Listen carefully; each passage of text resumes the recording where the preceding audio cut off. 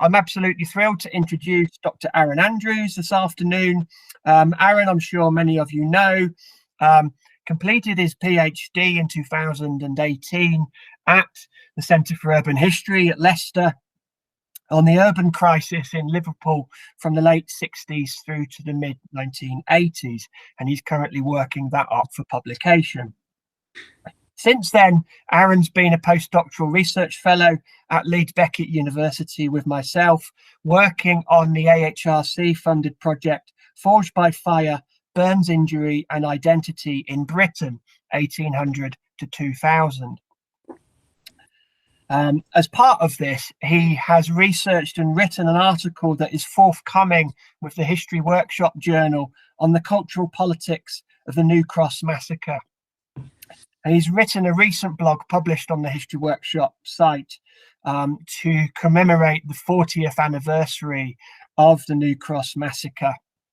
And whilst he's talking, I will post the web link to that blog post and to the Burns Project for anybody who wants to know more about what we're up to. He's going to tell us more about the New Cross Massacre and the cultural politics of this tragedy in this afternoon's seminar. Looking forward to hearing what you got to say, Aaron. The floor is yours. Brilliant, thank you. Sorry, just...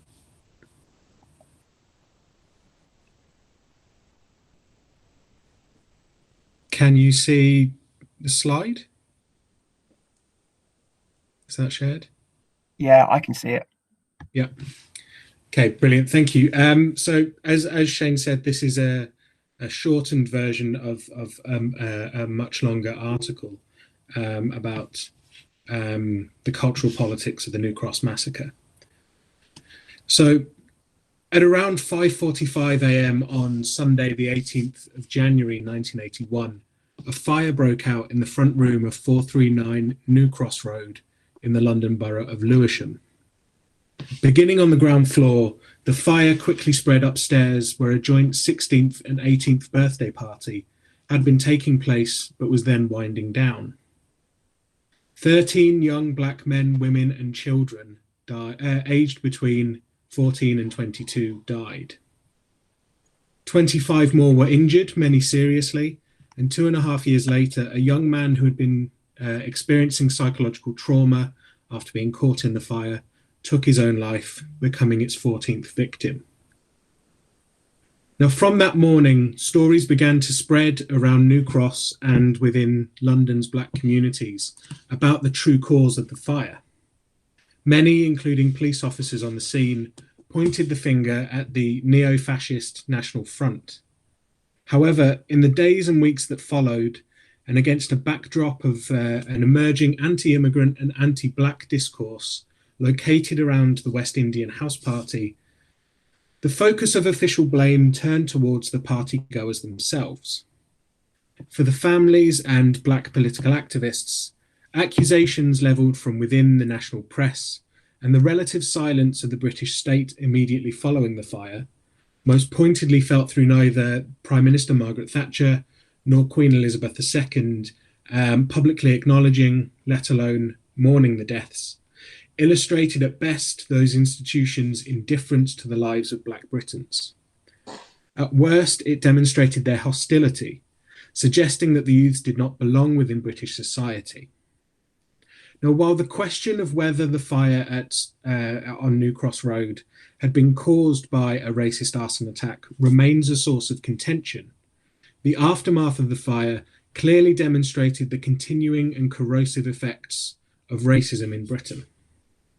The cultural politics of the New Cross Massacre highlights the emergence of campaigns in late 20th century Britain, which contested the state's effective monopoly, which it enacted through the judicial system as well as the archive, on official truth.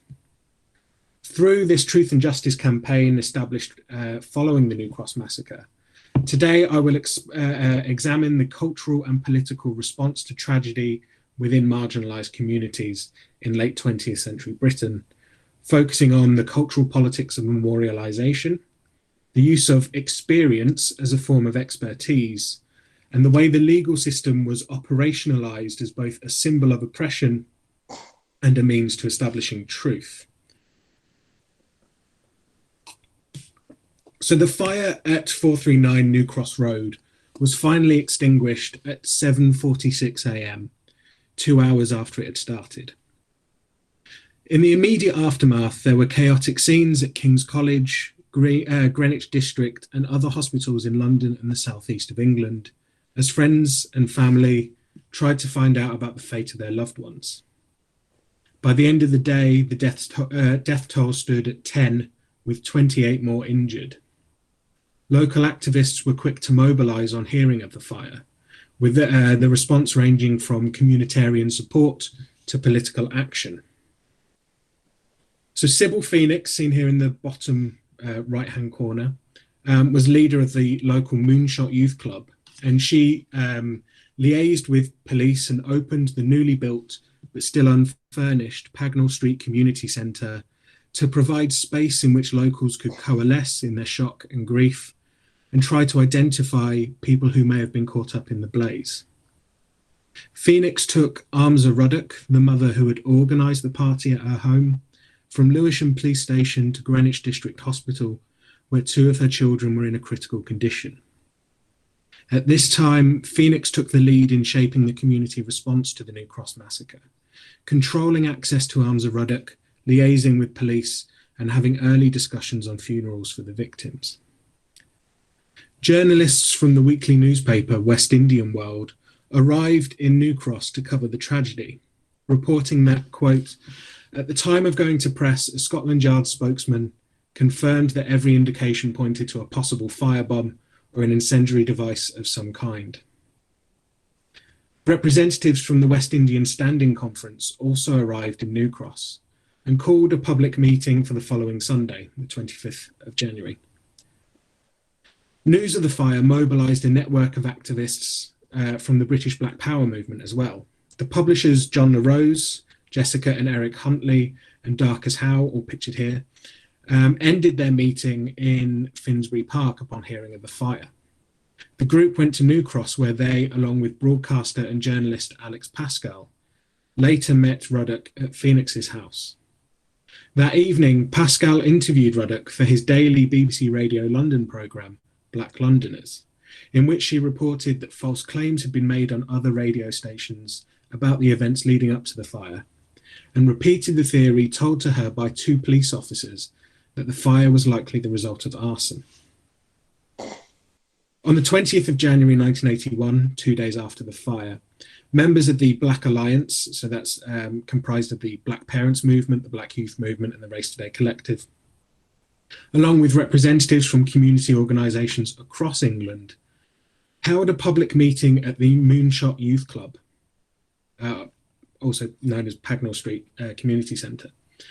Now, the choice of venue was significant. Located a short distance from 439 New Cross Road, the old Moonshot Club premises had been burned down in December 1977 in a suspected arson attack by members of the National Front. At the meeting, 2 committees were established to lead the political response to the fire: the New Cross Massacre Action Committee and a fact-finding committee, which later became the Fact-Finding Commission. These were in addition to a committee of the parents of the victims and a smaller committee which managed the New Cross Fire Fund, set up to support the families and the survivors. Regional sections of the New Cross Massacre Action Committee were also established across London. So north, south, east, northeast had their own sections. And there were also sections established in other towns and cities in England. Manchester's was particularly active, fairly big. Leeds also had its own, Leicester and Rugby. Rugby's was very active, and that's because one of the victims was from there, and its organisation was built around the West Indian Centre in Rugby. These regional committees organised various cultural events and raised money, and they also sent activists to demonstrations in London. Darcus Howe was a key figure in bringing these regional committees together, because he was known around the country because of his involvement in the Mangrove 9 trial several years earlier. The fact-finding committee was convened by Ken Williams of the Black Unity and Freedom Party, and it investigated what were seen as likely or possible causes of the fire, some of which had already been discounted by the police. Its intention was also to establish and publicise the facts of the fire. And so at its first meeting, the fact-finding committee resolved to, quote, present to the people an exact figure of those who died and those who were injured in hospital. After the death of Yvonne Ruddock, whose 16th birthday party was being celebrated, following a fall from her hospital bed on the 24th of January, the fact-finding committee sought a full investigation. The next day, 15-year-old Glenton Powell also died of his injuries at East Grinstead Hospital in West Sussex, raising the death toll to 12. Establishing the facts of the tragedy, such as the number of dead and injured, served a dual purpose. Basic information like names, addresses, and the occupations of the parents of the victims was required to build the movement. While the Black Alliance sought to operate outside of the race relations paradigm, they nonetheless required the cooperation of its institutions and representatives, including Sybil Phoenix and the Lewisham Race Relations Council, in order to acquire this information. In their efforts to establish the facts surrounding the deaths, the fact-finding committee were also attempting to ensure that the scale of the tragedy and its human faces were not forgotten. This was especially important as the newspapers began to lose interest in the story. Speaking at a press conference at the Moonshot Youth Club in mid-February 1981, Sybil Phoenix admonished the press and the government for their lack of attention and sympathy. If a dog's home was attacked and 12 dogs burned, the press would be asking, how could dogs be treated this way? Some time ago, a kennel was burnt down and a surviving kitten made the news for days. Yet we have a situation where Black people have been murdered, and to date there have not been any messages of sympathy from the Prime Minister of this country. Activists within the New Cross campaign identified the lack of public mourning by leading figures, especially the Prime Minister and the Queen, as a form of silence. This silence became more apparent in the wake of another fire in the early hours of the 14th of February 1981 at the Stardust nightclub in Dublin. In response to the 48 deaths and more than 200 injuries resulting from that nightclub fire, Margaret Thatcher sent a letter of condolence to the Irish Taoiseach. Set against the silence over the deaths of the New Cross victims 4 weeks prior, people in Lewisham began to ask why Thatcher had not sent a similar letter to the families of the New Cross victims. Unable, as they put it, to explain the protocol which governs these things, a local clergyman wrote to Downing Street to ask for advice. Following this request, advisors from within Downing Street began to formulate a possible response which would, quote, make the point that the absence of a formal message does not mean that natural feelings of sympathy are lacking. Letters of condolence were eventually sent through Sybil Phoenix and that local clergyman over 5 weeks after the New Cross massacre in response to these deputations.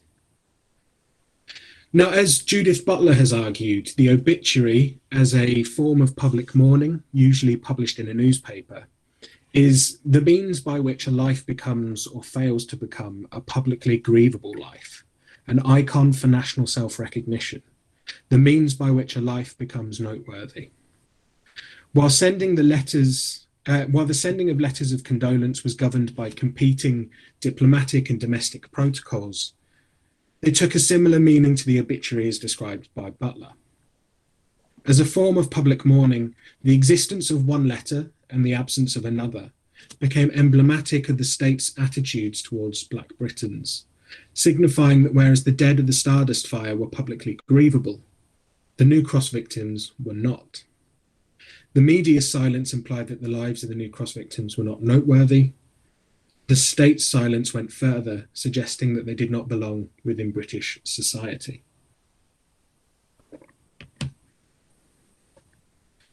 So the largest demonstration organised by the New Cross Massacre campaigners was the Black People's Day of Action, a protest march through central London, which I've mapped here, on the 2nd of March 1981, which signalled Black communities' determination to resist racist attacks, media criticism, state violence, and state indifference. As an act of memorialisation, the march was intended to fill the silence rendered by the state and media, and occupy the urban spaces in which those institutions were located. One slogan published on posters and badges put the message of the march very simply: "Come what may, we are here to stay." Preparations for the Black People's Day of Action began on the 1st of February with the establishment of yet another organising committee.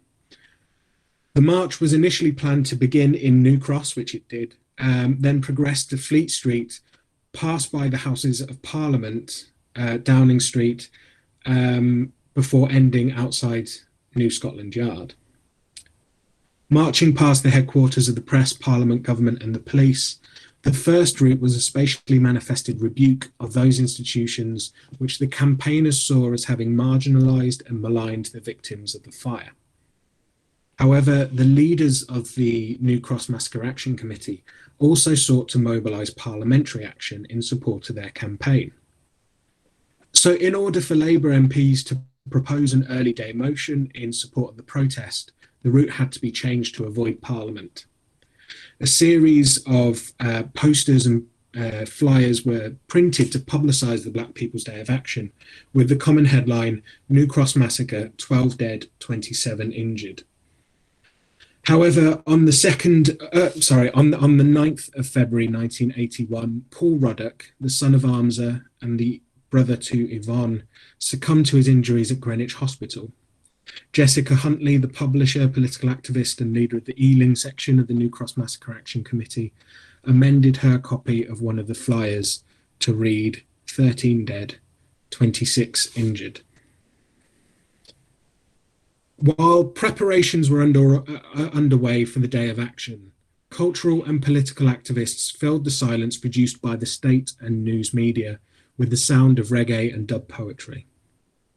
Through these cultural expressions, artists like Johnny Osborne, Benjamin Zephaniah, and Linton Kwesi Johnson memorialised the victims and castigated the response of the media and government through the common refrain of 13 dead and nothing said, extolling their listeners to not forget, lamenting what is this world coming to, and drawing the fire into a wider experience of racial discrimination and racist violence.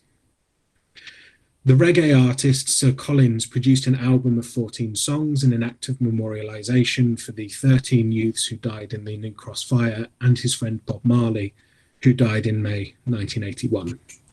The album features Marley as well as the voice of Stephen Collins, who was Sir Collins' son.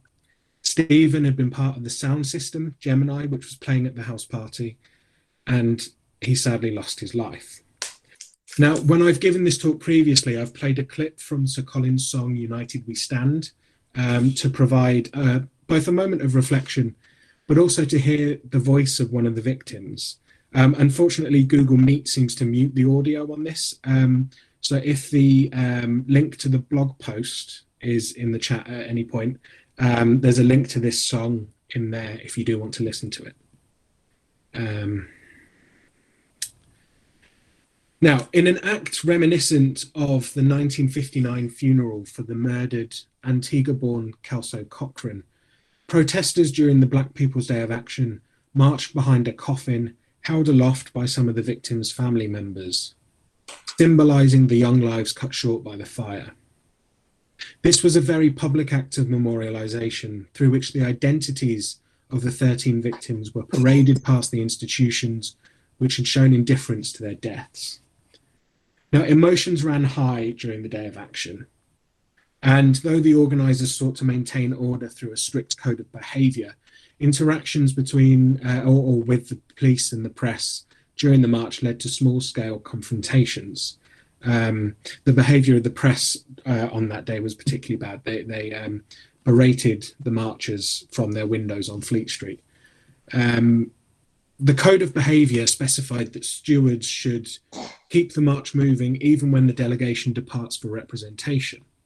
It was at this critical moment, as the Massacre Action Committee's delegation moved ahead of the march to meet with politicians at the Palace of Westminster, 10 Downing Street and Scotland Yard, that a combined force of Metropolitan and City of London police officers attempted to funnel the march as it made its way across Blackfriars Bridge. For a number of the marchers, the police action was suspect. The symbolic importance of the bridge as a route into the City of London, which had not been traversed by protesters since the Chartists in 1848, was acknowledged by some of the Massacre Action Committee leaders and within the left-wing press after the march.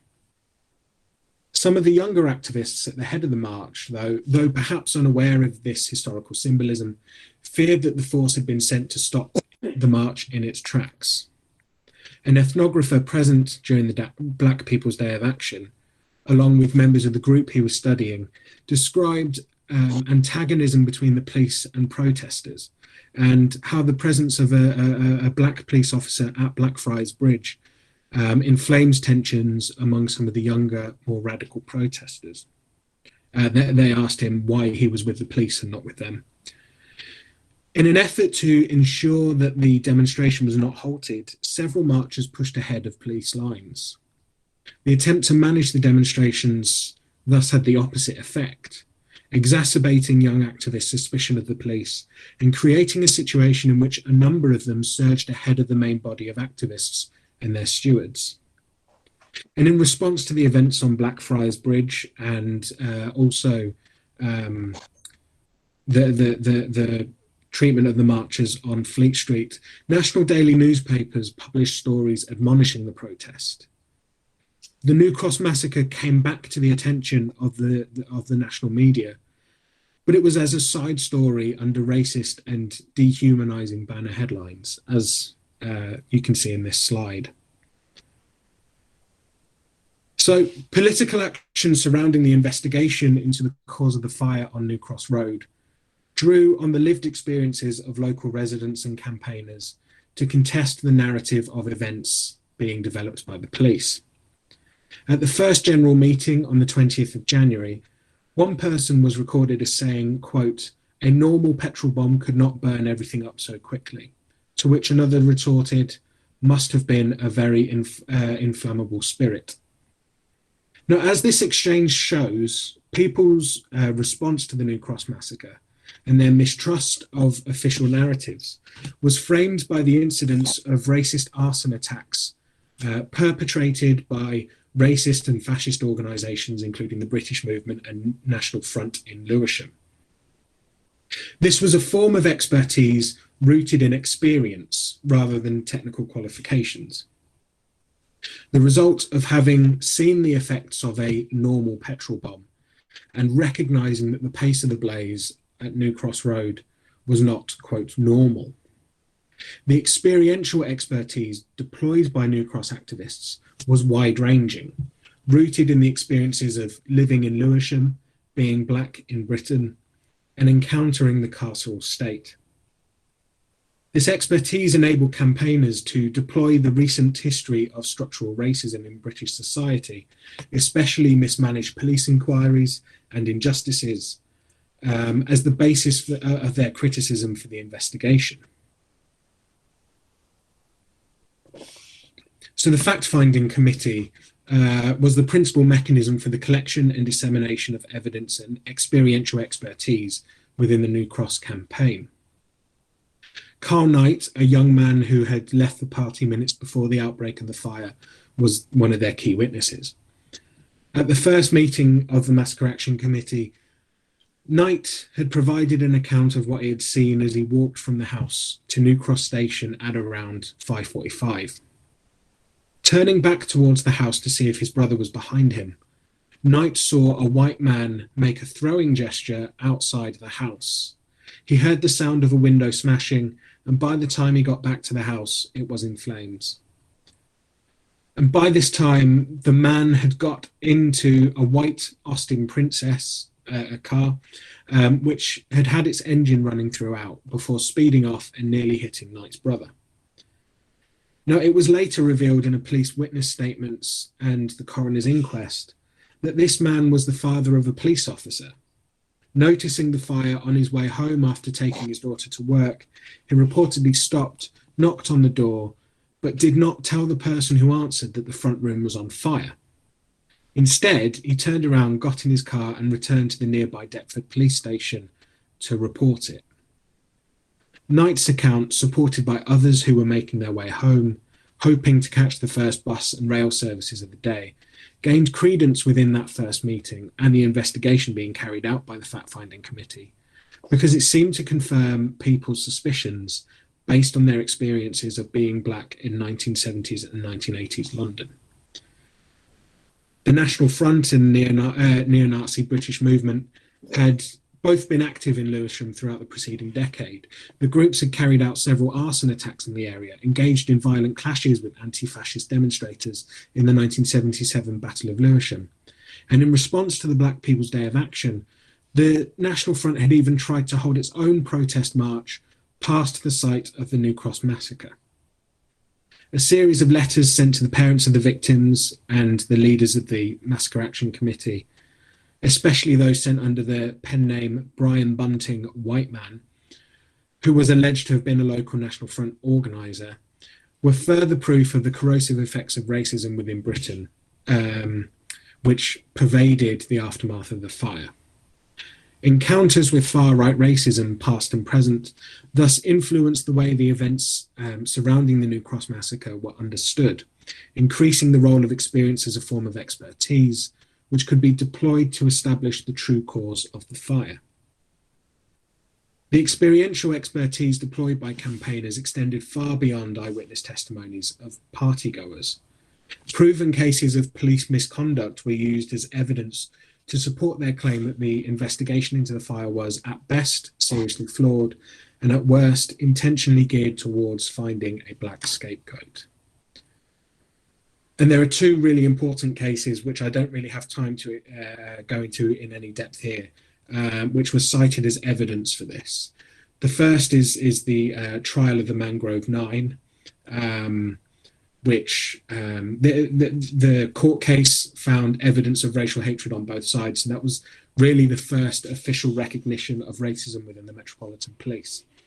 And the other was the 1972 murder of Michelle Confate, which the investigation led to a serious miscarriage of justice, 3 people being wrongly imprisoned, and was led by the same detective who was leading the New Cross case.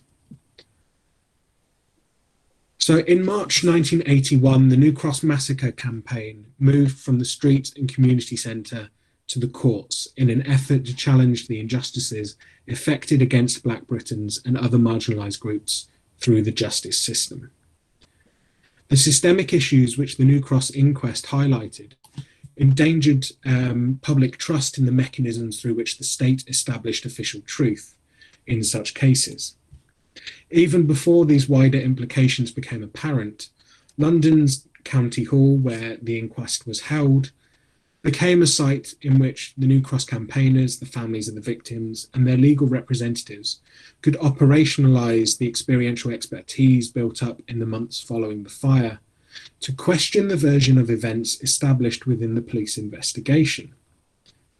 This was especially crucial in defending the reputations of the partygoers, some of whom died in the fire, against charges of physical violence and intentional arson, which played out against a story of drunkenness, theft, and romantic jealousy.